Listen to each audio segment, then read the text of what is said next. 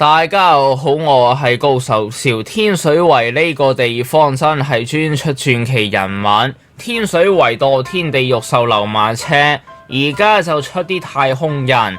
咩事呢？是咁的，喺最近天水圍天日村停車場發生咗一單多人運動，兩男一女都好後生㗎咋，16至18歲左右，喺度做多人運動，一邊做跟住都見到佢哋吹咗幾口煙，個樣迷迷地咁樣，相信係索咗太空油啦。呢輪政府成日講嘅嘢，好啦，咁佢哋喺大庭廣眾嘅場合下做啲咁嘅嘢，咁就梗係好快俾人發現到啦。有班南亞仔見到，即場喝止，拍埋佢哋片，報埋警。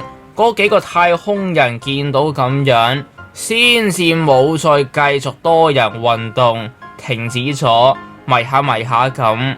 但太遲啦，好快就俾長官拘捕啦。公眾地方做啲咁嘅嘢，加上搜到佢哋嗰啲電子煙有呢個太空油成分喺入面，走唔甩噶啦。再加上搜到佢哋屋企有伸縮棍呢啲攻擊性武器，哈哈，邊有得走？呢單嘢最終判決，我諗都坐3、7年噶啦。而家香港政府嚴格打擊緊太空油，你喺度吸呢啲嘢，管有呢啲嘢，真係咁先。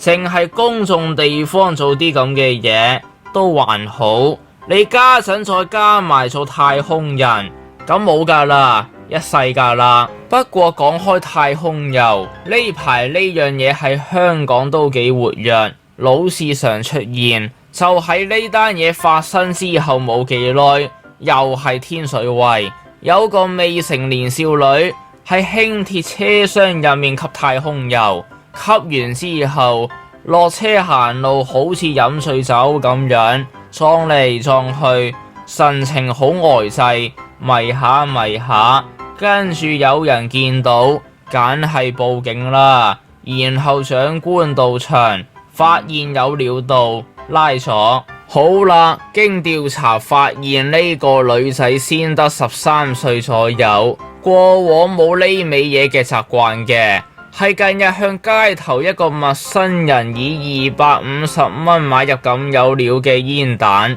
跟住先試下吸，然後就出事啦。嗱，唔係講笑，呢味嘢喺而家香港活躍到一個點，尤其係喺天水圍。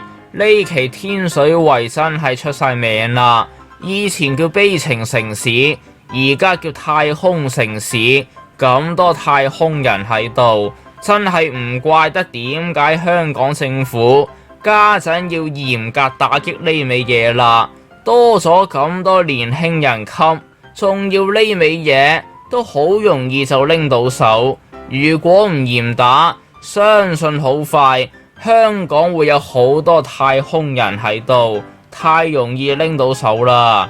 而且青少年、後生仔呢啲好易受朋輩影響，身邊多人吸，佢就會跟埋一齊吸，後果不堪設想。By the way， 時代真係進步緊，連呢啲嘢都喺度進步緊。以前要打入體內，攞個鼻哥窿嚟索一索，吞落肚，而家就咁樣吸一吸，食煙咁樣，咁就可以啦。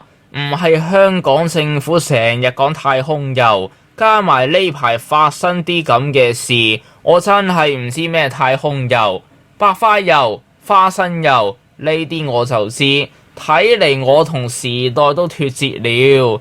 Anyway 啦，千祈唔好剔嘢，呢啲嘢試咗就返唔到轉頭㗎啦，咁就一世。